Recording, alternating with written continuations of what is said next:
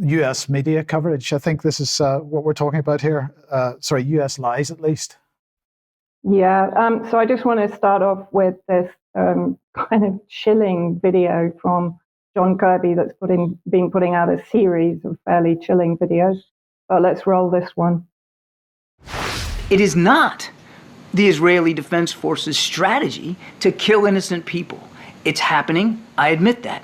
Each one's a tragedy, but it's not like the Israelis are sitting around every morning and saying, hey, how many more civilians can we kill today? Let's go bomb a school or a hospital or a residential building and cause civilian casualties. They're not doing that. They're trying to go after Hamas, and it's a very difficult task. When Hamas, oh, by the way, in addition to deliberately slaughtering people, is deliberately hiding themselves in residential buildings, in hospitals, in tunnels, putting the innocent people of Gaza directly in the crossfire. Now, you tell me, is that right? Just extraordinary when you consider that until today, in 61 days of aggression on Gaza, Israel has dropped 50,000 tons of explosives on civilians, almost exclusively on civilians. I mean, I'm yet to see any actual photographs of killed Hamas leadership. There are claims of them being killed.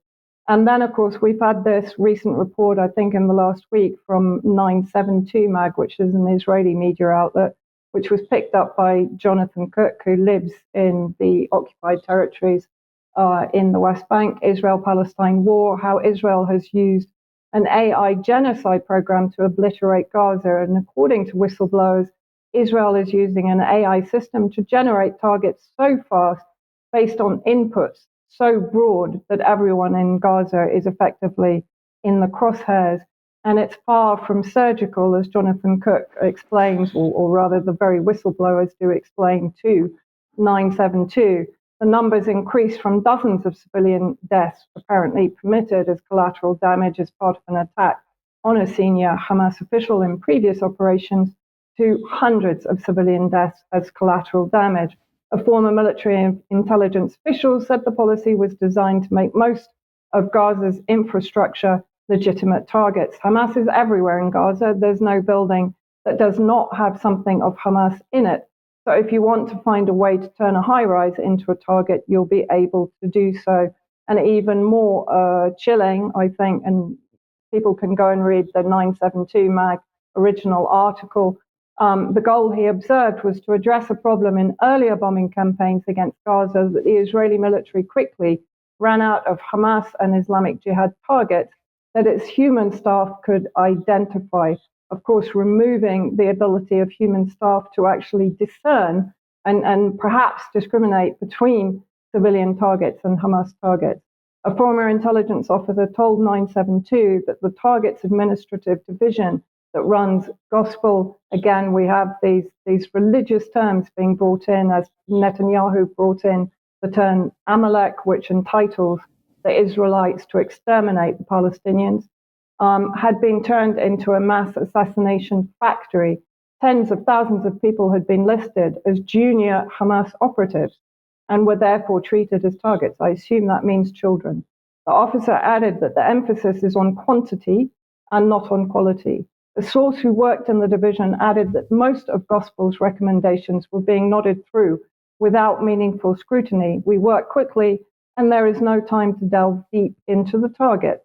The view is that we are judged according to how many targets we manage to generate. I mean, this is completely horrifying. And then, of course, on top of that, we have US approval for the IDF chief flooding Gaza tunnels with seawater is a good idea. Khan Yunis in the south, which was supposed to be a safe area when people were being driven out of the north, is now heavily under bombardment, and there are massacres ongoing. And of course, flooding the tunnels with seawater, it puts their own hostages at risk. Various meetings within the Senate in Israel have complained about this and saying that their own hostages will be put at risk. But of course, it will destroy the aquifers and the water processing systems in Gaza itself and increase the humanitarian crisis. And then, of course, we have the ongoing violence in West Bank, not only against Palestinians, but also against Palestinian Jews, Orthodox Jews, that here were celebrating the release of their members from IOF conscription, and were then beaten up by IOF and security members. This was in occupied Jerusalem. Okay, thank you.